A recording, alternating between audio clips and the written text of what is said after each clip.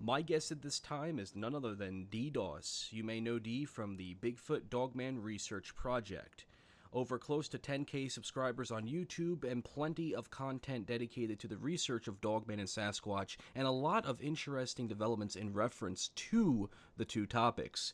Dee, thanks for coming on the Venomous Fringe. It's great to have you here, my friend. Thanks for having me, Chris. It's been a long time coming, and I'm glad to be on talking to your subscribers and listeners. Jump into it, talk about the Dogman monster. I'm telling you, man, everyone was like, get Dee Doss on your show, and I was like, I'm going to get Dee on the show. I just got to send him a message when we have time, and here we are, finally, after over a year. Here we are, you and me, sitting down talking about Dogman and other mysterious creatures.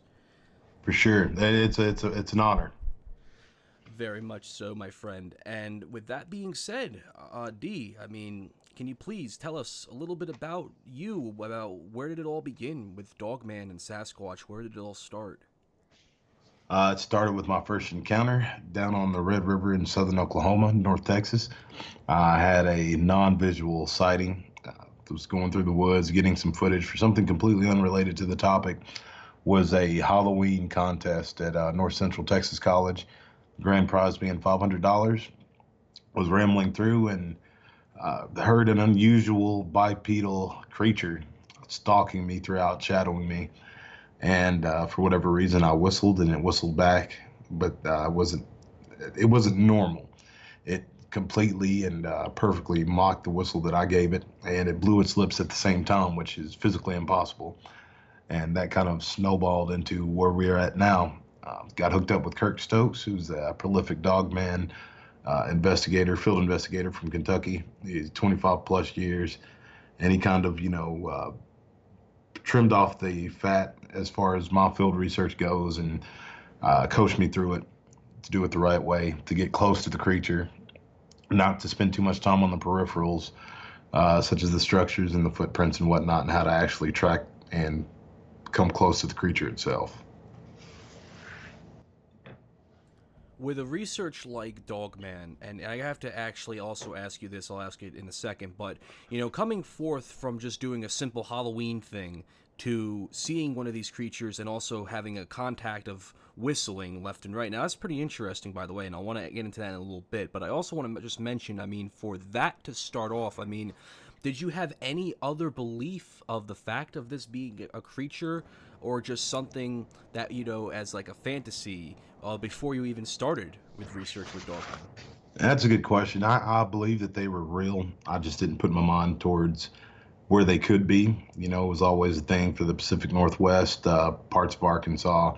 Thought it was a very, very rare creature to encounter.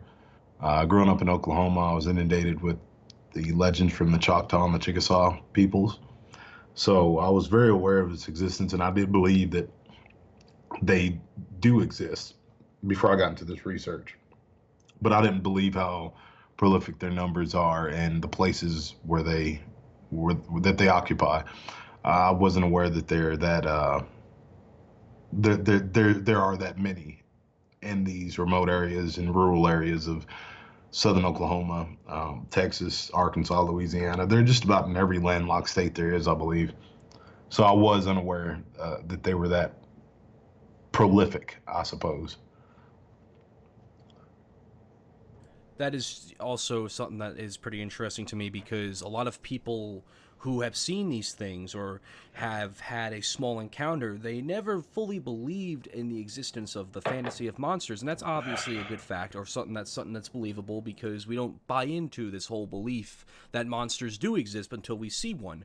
Now, when it comes to that, though, a belief that was already initiated beforehand, even though it was something that was kind of out of the blue, but that was my same philosophy as well.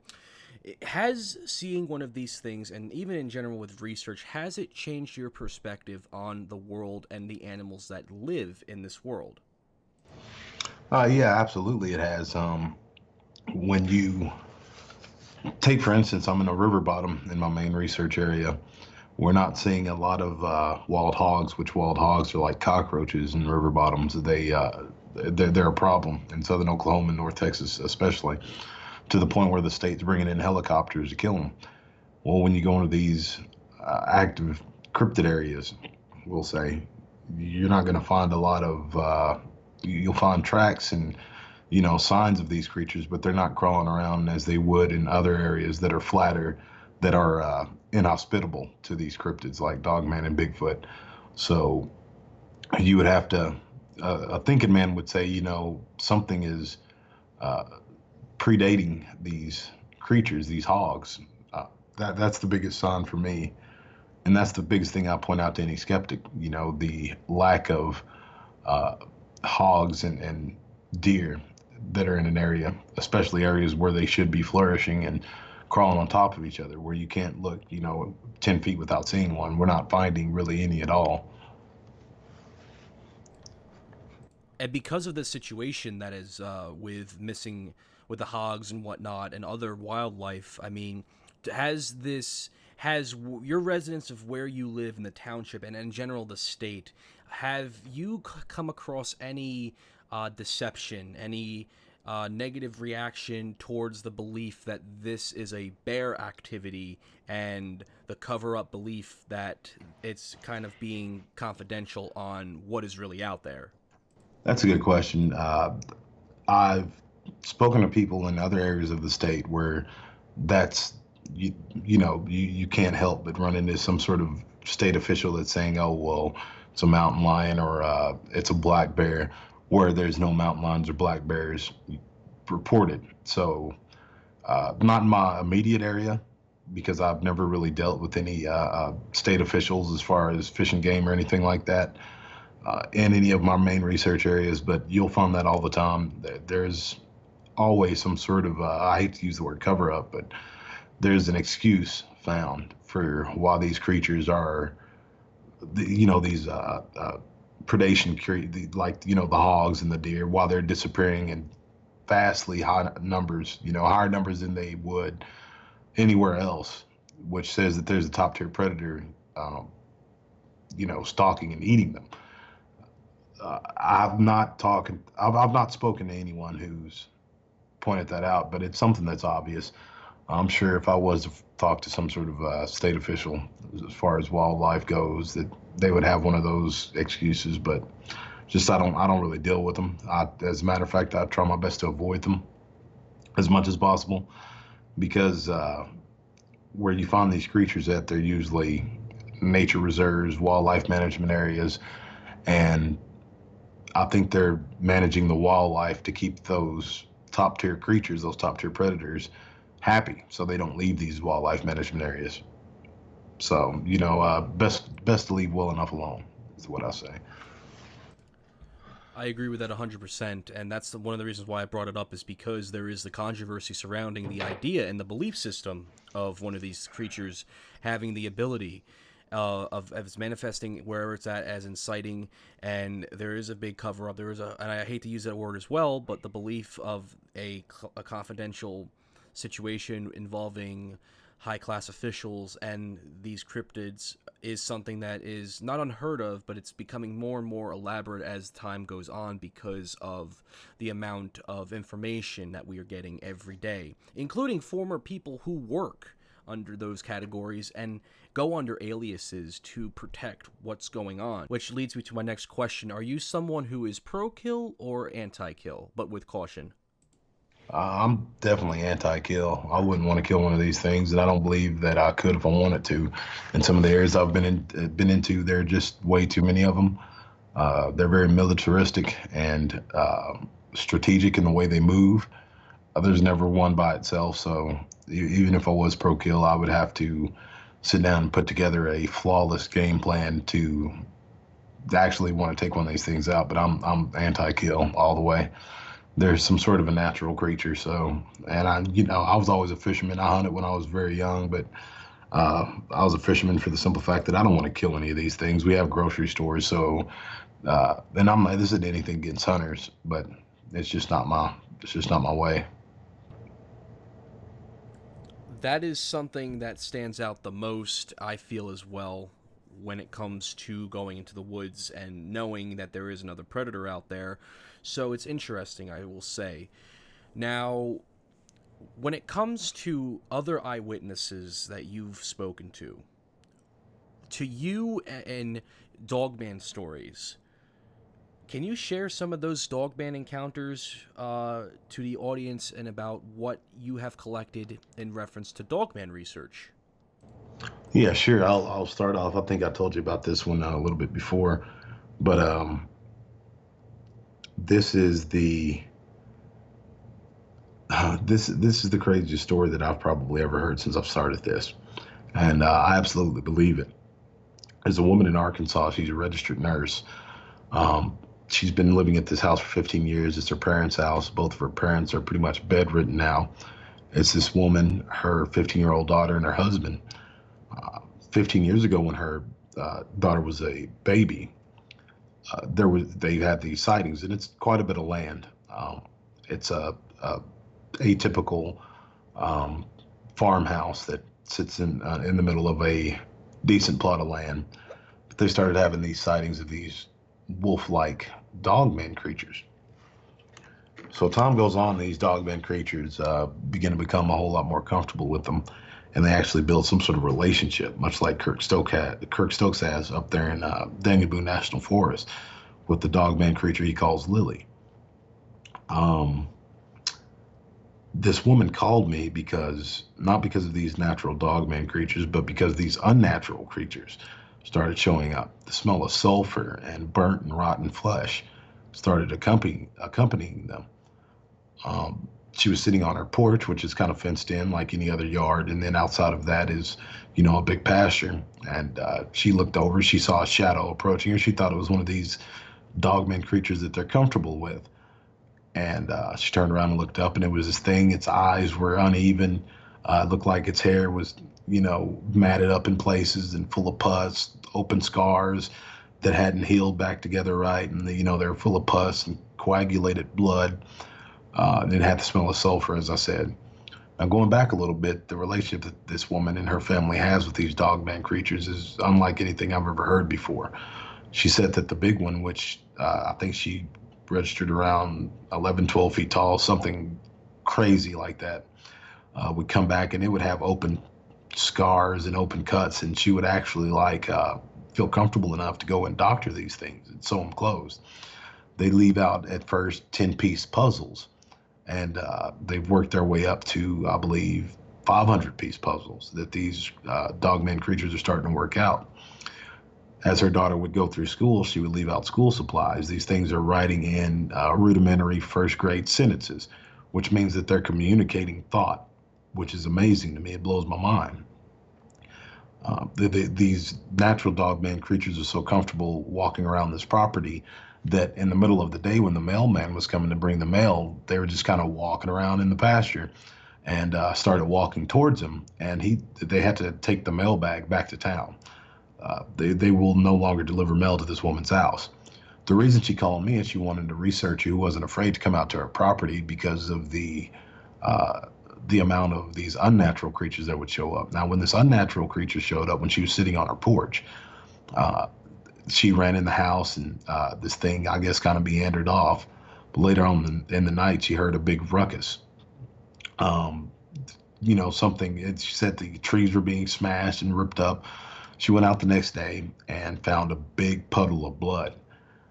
And she followed the blood trail as long as she could, and then it kind of disappeared. But she said that these natural dogman creatures murdered this unnatural one and drug it off someplace.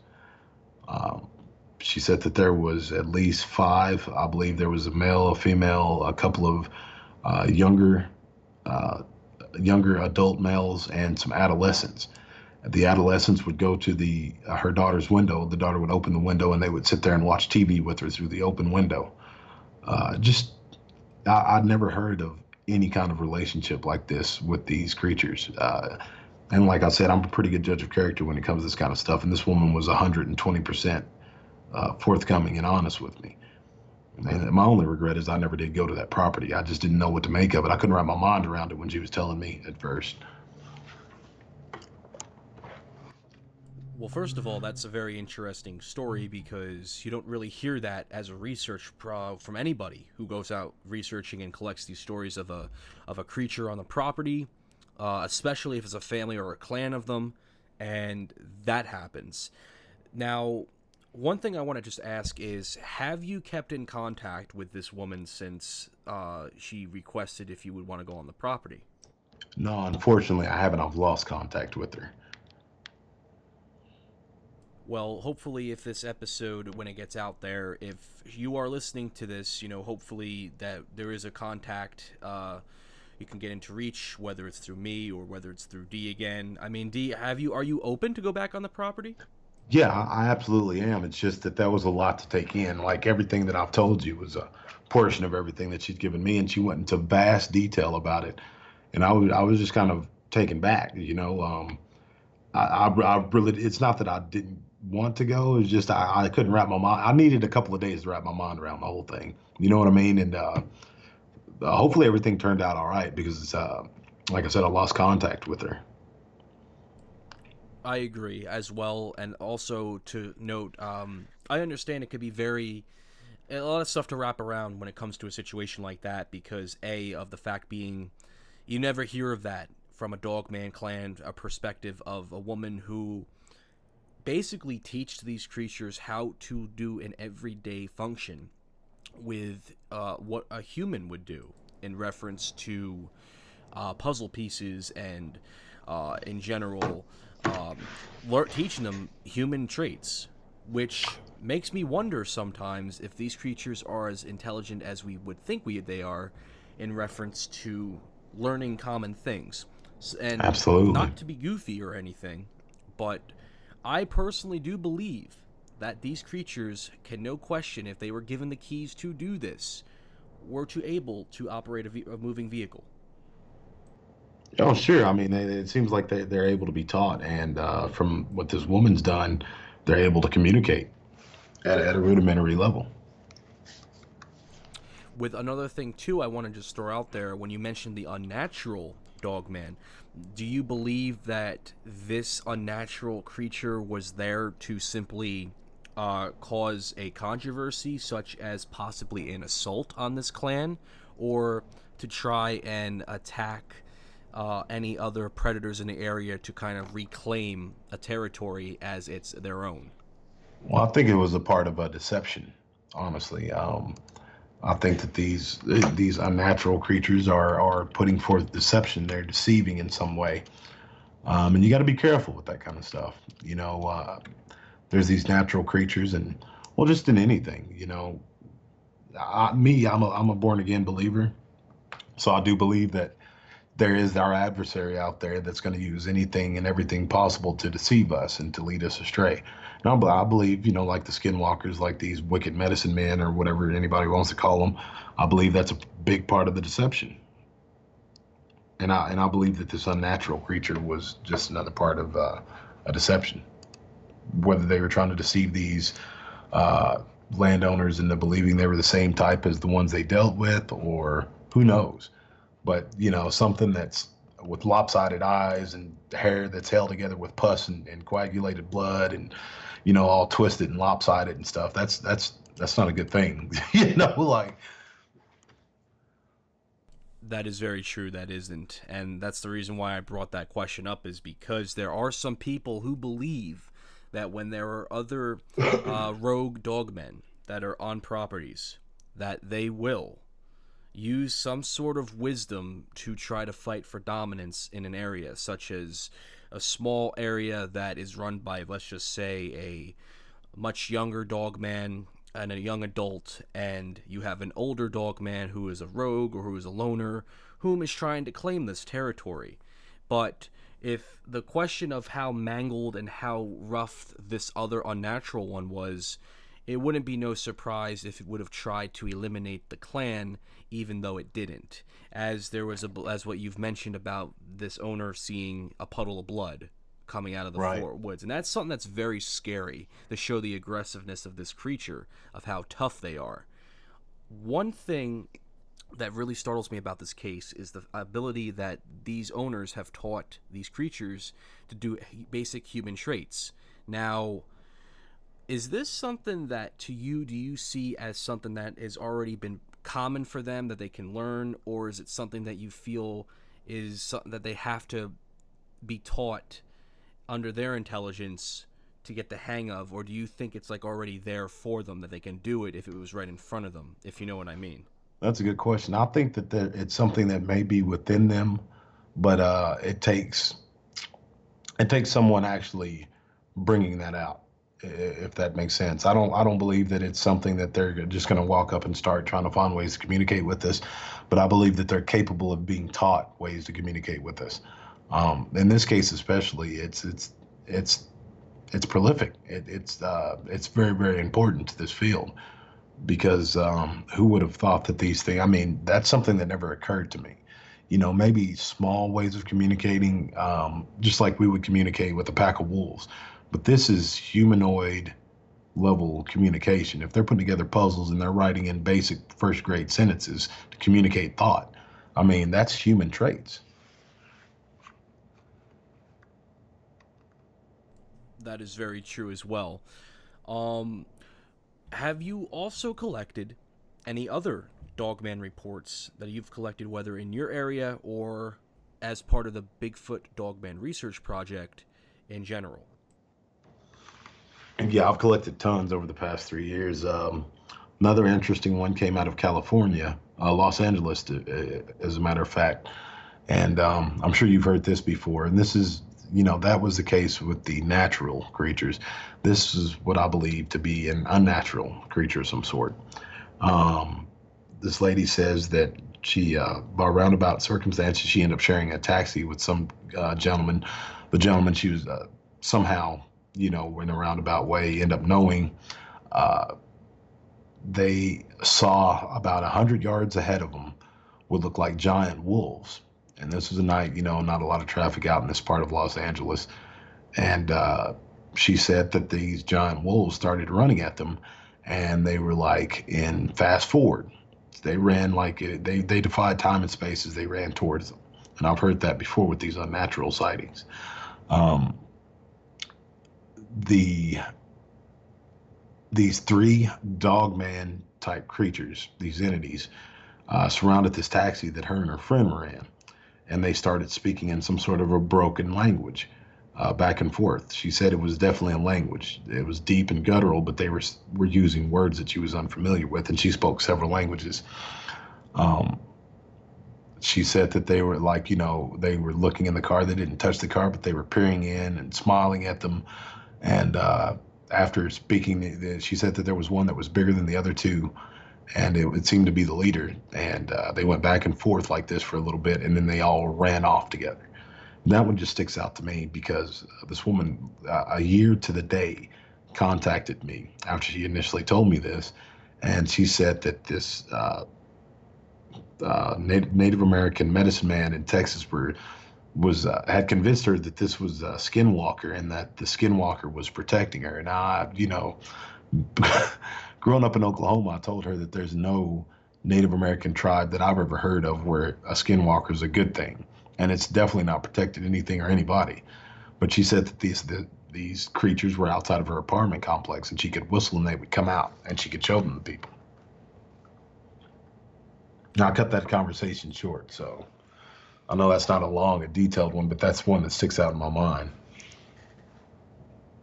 I actually never heard of that one, so that's a pretty interesting case involving that woman.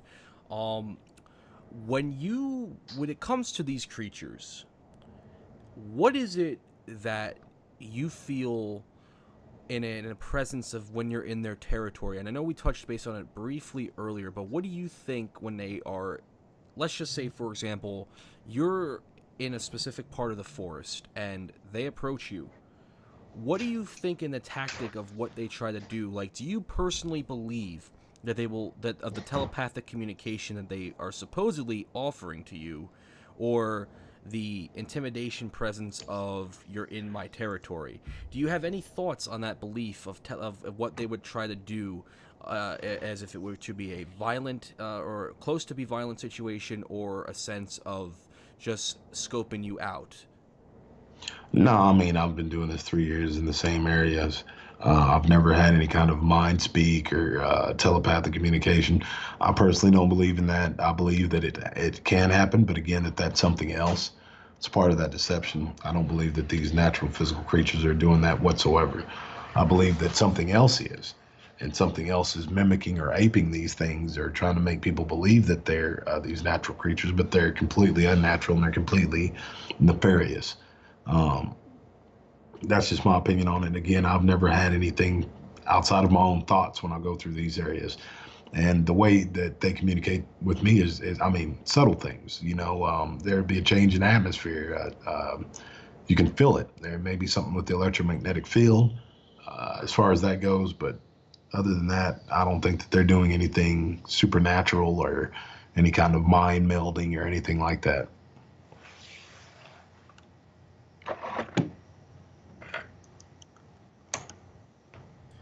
Oh, personally, I agree with that as well, and that's the reason why I also brought it up to you, is because I like your curiosity on the subject, because it really does divine, and plus you've been doing this for a while now, and with your YouTube and what you cover. Now, on to Sasquatch.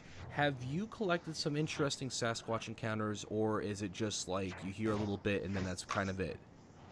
I mean, being an active researcher, going out in the field myself, yeah, I've collected hundreds of them. But honestly, and this isn't taking anything away from anybody's personal encounter, if you heard one, you've heard them all. If you heard mine, you've heard 1,000 people just like me. You know what I mean? Most of the time, they're sightings.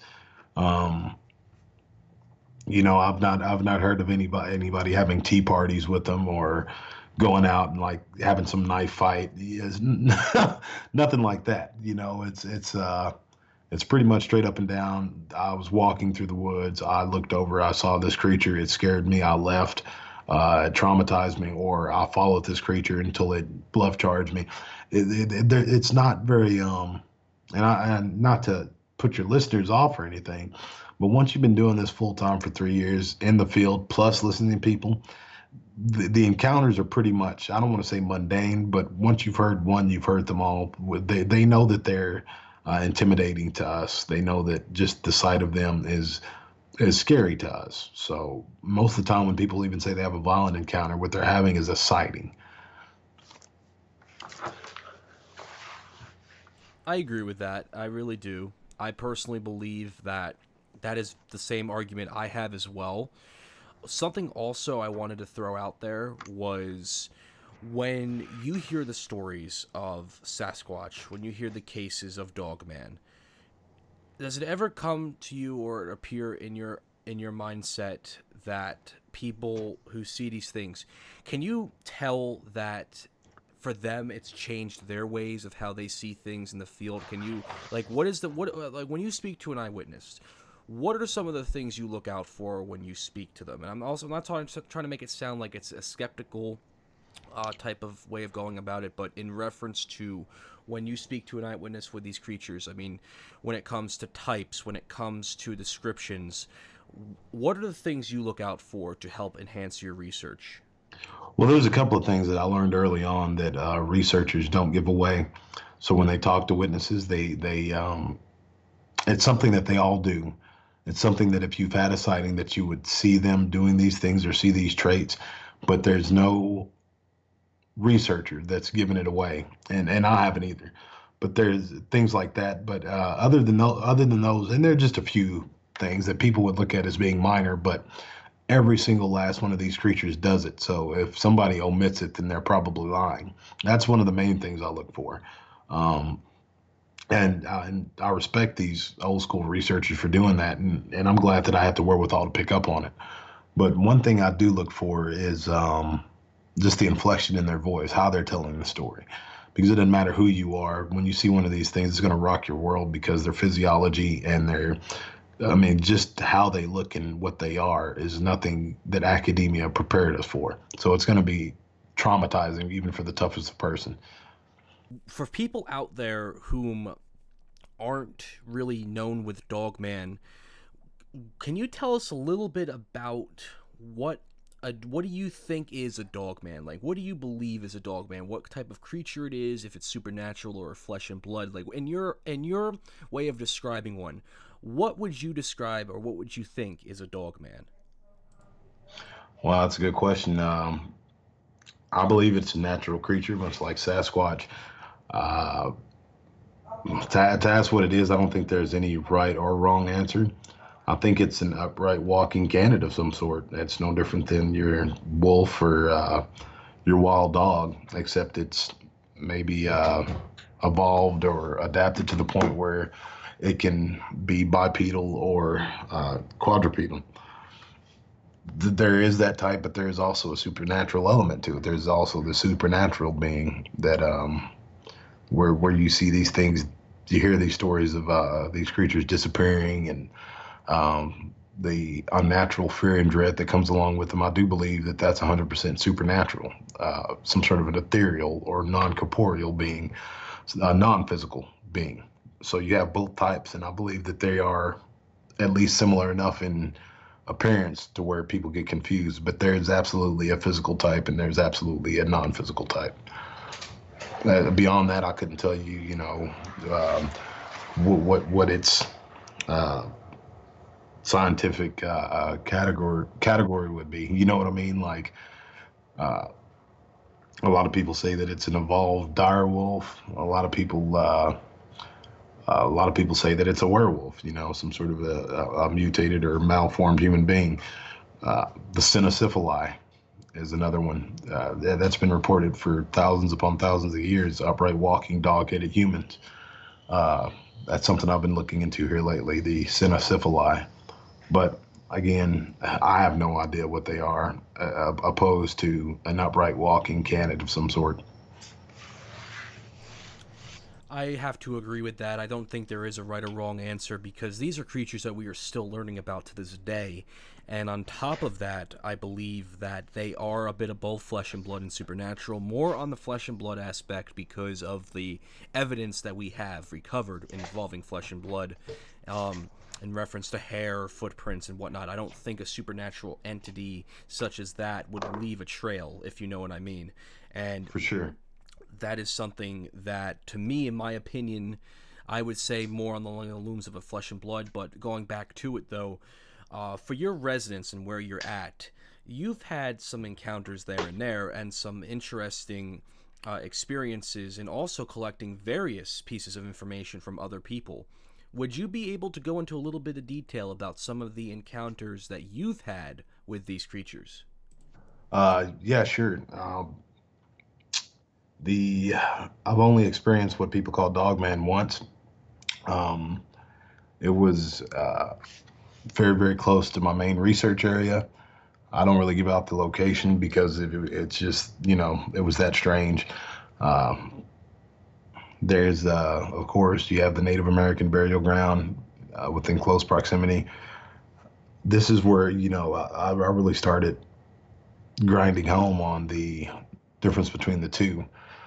My experience with what people call a dogman really split the difference for me. Just from what Kirk Stokes had taught me when I first started learning about these creatures and the information that I was gathering, I knew that there was two different types. There was a non-corporeal ethereal type, a ghost type being, spiritual in nature, and then you have the physical being. Uh, I've had over a year to actually sit and digest it, and I think what I ran into was one of these spiritual type beings. It was tall and gaunt. It was in an area that I'd never been to before. I found out that it was close to this Native American burial ground that, even the locals have a hard time finding it, and most don't know about it. But there is something else that the natives in Oklahoma, my homeland, call the Skinwalker. Most people think a Skinwalker has one discernible trait or is one type of creature, but it's a Native American. The lore goes it's a Native American who kills someone he or she is close to take on the attributes of some natural creature. But being an unnatural and wicked act, this creature is going to look unnatural and wicked, twisted.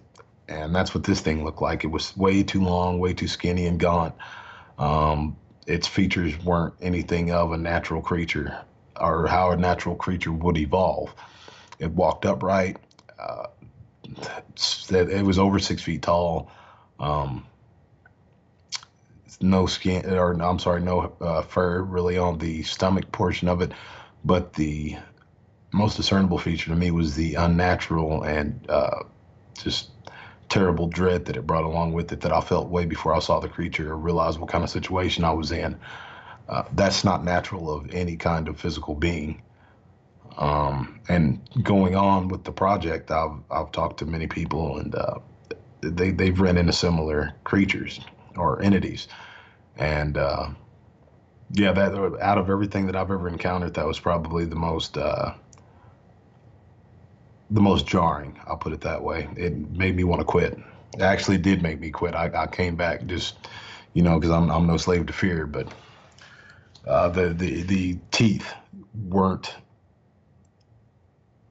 It was just unnatural. If you were to have it under a microscope, if you were to have it on a table and you were taking this thing apart to see how it worked, everything was exaggerated.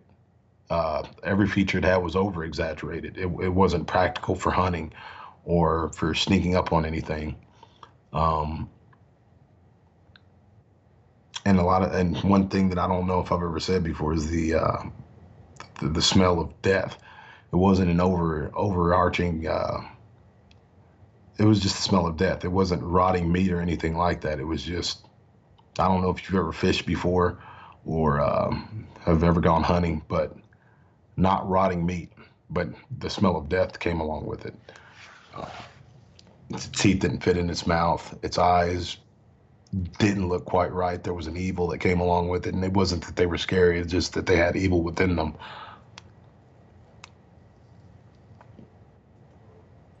Yeah, that's something right there that really could change someone's perspective on difference of how you see things. I mean, if it made you step back for a little bit because of how terrifying it was, that's something that could be totally understandable because it really it's hard to get people to understand exactly with these creatures where it comes down to be because they are of a mysterious force in them because of how they are in presence to people. Now, in reference to a skinwalker, however, these are creatures that I would not want to entirely mess with due to the sake being of the abilities they have, under the belief of the Native American lore, and the facts being that they are a creature that can definitely do a whole lot of collateral damage compared to your typical bear, if you know what I mean. I know exactly what you mean, but again, this wasn't one of these physical creatures. I don't believe it was. It just it doesn't fit into the paradigm of all the evidence that I've seen, even the pictures that I've taken when I thought they were Sasquatch in my main area, and I pull them out and they look like just giant wolves.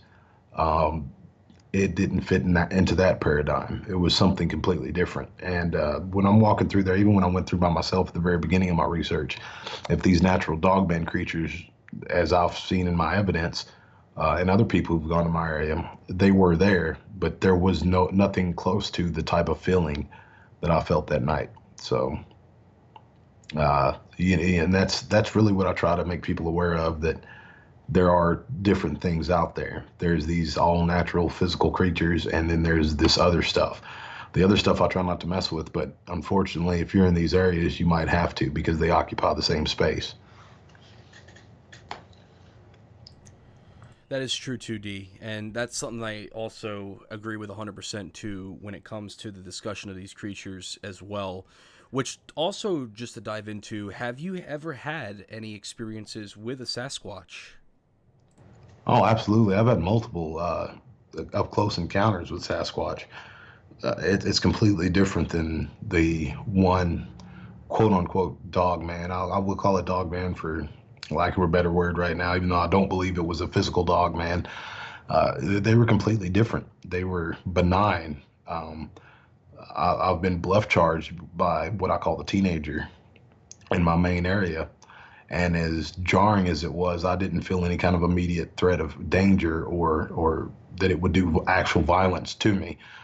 It lifted my heart rate a little bit, but it wasn't anything like running into this ethereal or Skinwalker or whatever anybody wants to call it. Somebody's going to have to convince me that it was a natural creature that night. This dogman creature that I ran into. Again, it doesn't look like any of the evidence that I'll pull out, because sometimes you'll hear movement, you'll snap a picture, or you'll see something 60 yards away through the brush and not know what it is, and then you get it back and clean it up, and wow, it has ears on the top of its head. But this thing was different. But yeah, I've in front of four strangers, the alpha female of my area walked in front of me. I've had two sightings of the alpha male of the area, various sightings of the young ones, the adolescents, um, and the Biscardi's team, the not finding Bigfoot, searching for Bigfoot crew came down and helped me form a better understanding of my immediate area that I research in. And I've been dealing with adolescents and the females for the longest.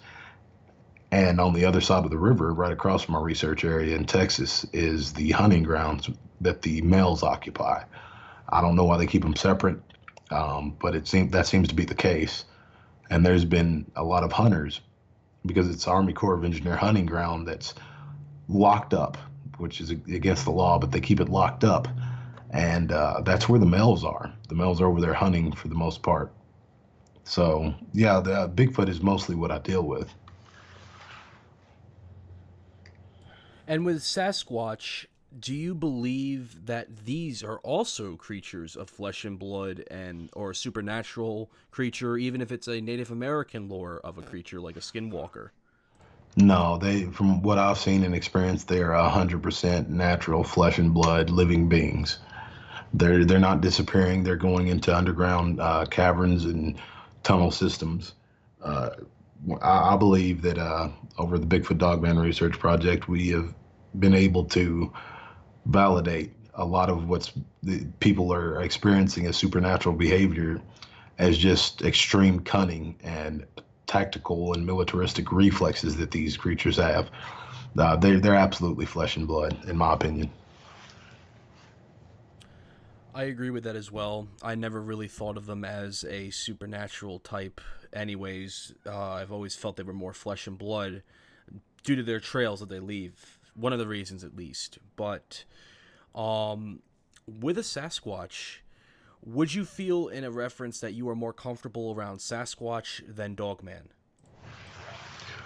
Honestly, I'd be more comfortable around the dogman creatures, because the Bigfoot, and I've said this, I've said this before, and this is from Kirk Stokes, who's been in more states than probably any Sasquatch or dogman investigator. And from my experiences, I believe him. There is probably one dogman per 10 Bigfoot. And the Bigfoot aren't really hesitant about letting their presence be known and running you out of an area. So, and a dogman creature is going to be up in a tree watching you as you go along, quietly. It's probably not going to bother you at all. So I really do believe that, and this is just me personally, I'd be more comfortable around the dogman creatures because they're not going to bother you. They sound scarier than they are. And there's a lot of scary stories around, but they're not going to bother anybody. They keep to themselves. They're a whole lot more docile than the Bigfoot creature. They're willing to give you more chances for messing up, like if you come into an area not knowing what's going on. That is true as well, even though that it can differ, because it's normally the other way around. People are more comfortable around a Sasquatch than a Dogman because of how frightening and Dogman are and the intimidation factors at play. Do you believe, under any of the stories that you have probably heard of or what has been out there, do you believe that a Dogman or Sasquatch have killed people? It's very hard to say. I'm sure it's happened, but I believe there's different types of Bigfoot, like what they call the Genasquar, or the rock giants, that are the more carnal, more feral version of an animalistic version of the Bigfoot. I believe they have, but there's stories also of both of those helping children. So it's very, very hard to say. I've been in there by myself, and they've had ample opportunities to not only take me out, but take my kid out as well. And they haven't. It's been quite the opposite. Um, the younger ones come out whenever children are around, or women. So I'm sure that it's happened, but I think that they're isolated incidents. The reason why I bring that up is because there was an incident that happened in Kentucky. You're probably familiar with it, called Land Between the Lakes. And that incident being one of the more controversial incidents involving a reported dogman slash werewolf killing a family. Now, one thing I want to bring out too with this discussion, and this is going for both Dogman and Sasquatch, do you believe that these creatures, there is a respected bond between them and a respected war between them? I don't believe there's any war. I think that they have just as many wars as bears and wildcats do. I believe that they respect each other's boundaries and they have to occupy the same space. When I first started, and I say this week after week, I I look at their relationship much like the hippos and the crocodiles in Africa when the water's low. You can look up this footage and it's amazing. You'll see these two top tier predators swimming on top of each other, completely ignoring one another, because when the water's low, then that means resources are low. That means they're going to be exerting a lot of energy that they don't have fighting amongst themselves. So I believe it's that type of situation, much like the crocodiles and the hippos in Africa, that they are forced to occupy the same little remote regions of forest, and that it wouldn't behoove them being extremely elusive and taking pride in their elusiveness to kick up a bunch of ruckus, warring amongst themselves. So I'm going to have to see some sort of evidence that there is some sort of war. But I do believe that they respect each other's boundaries and they respect the fact that they are both top tier predators, and they pretty much leave each other be. Yeah, and that's something that I think a lot of people who are researchers as well have an open mindset on when it comes to these cryptids. When in general, when it comes to going out into the field, what are the things that you look out for when you're researching these creatures? The thing I look out for the most is the structures, the unnatural structures that they make, and the signs. Uh, but anybody can look at a map, and I go to remote areas that have flowing water within 2 miles. Um, there's always little pockets that they like to occupy near rivers, or especially where rivers can join. That's how I start my research, especially new areas. And as far as anything else, just the subtle things that something large is occupying the area, breaks 6 7 feet up on stems and trees. Um, it's small and subtle things. I don't really spend a lot of time messing with the glyphs and footprints and all that. If you're in an area, you'll know by the feeling. Once you've been around one, the feeling that's there is unmistakable to any other natural creature in creation. Do you believe that they know you're in the area, even if they are at least a mile away? Yeah, they have absolutely. I mean, if if your foot's hitting green grass in an area that they're near, they absolutely know about it, and you're being watched. And I implore everybody to keep that in the back of their mind, and everything that they do in these active areas. They know you're there. You can't sneak around them. Um, they have an understanding of the natural world that goes far and beyond anything that we do. So, in reference to the BDRPD, what is the best way to contact you for other researchers and eyewitnesses to get a hold of you into the reference to your we can contact you? I kind of mixed the words up, but anyways, where can we contact you, D? You can contact me at Bigfoot Dogman Research at gmail.com, or BDRP Black at gmail.com. And the BDRP Black is our cryptid files, which will be our narrated encounters. And this will be the first time we do any kind of fictitious tales of Bigfoot and Dogman and all the rest of these cryptids, ghosts, and whatnot. but we'll take a lot of what we've gathered over time and put it in narrative form and put it on the Cryptid Files channel. Absolutely, D. And for folks, I'll throw that email in the description. Now, Dee, before we do wrap up the show, I just want to ask you a couple questions. Are there any current projects you're working on right now that you would like to showcase for the audience to get a hold of or to tune into besides your YouTube? Bigfoot Odyssey, Carrie Arnold. They came to my research area. We shot a documentary that'll be released on December 18th. Besides that, just shooting and scooting, doing our thing. You know what I mean? Taking calls, going to properties. I'll be going out in the next 2 weeks into my research area with a gentleman named David Glass, who's an outstanding researcher. Aside from that, the big wheel keeps on turning. Well, Dee, I wish you the best of luck with that, and always with what you do as a researcher. Like I said, I'm very fond of you. I like what you do, and I'm a huge fan. And on top of that, Dee, do you have any closing words or anything you'd like to say to the audience who are researchers or intrigued by these stories of Dogman and Sasquatch? Any advice you'd like to give to them? Absolutely. My main advice is don't listen to me or anyone else when you go out there. We're not going to be able to help you. Follow your own heart, follow your own mind, have deductive reasoning in the area that you're in. Just don't wander about. Actually kind of decipher what you're dealing with instead of, looking through a viewfinder. Go without a camera sometimes and actually analyze the area you're in. You'll be surprised at the results you have. I think that's probably one of the best ways to go about it when it comes to research, when it comes to perspective as well, Dee. Well, first, Dee, thank you so much for coming on the show. I was really great to have you on and speak to you. Thank you, Chris. Absolutely, and I would love to have you back on in the near future when the time is love ready. It. Until then, Dee, best of luck with everything show-wise and content. And always, folks, the BDRP, the Bigfoot Dogman Research Project, check it out, guys. I'm telling you right now, it's one of the best accurate YouTubes I've seen when it comes to Dogman and Sasquatch discussion.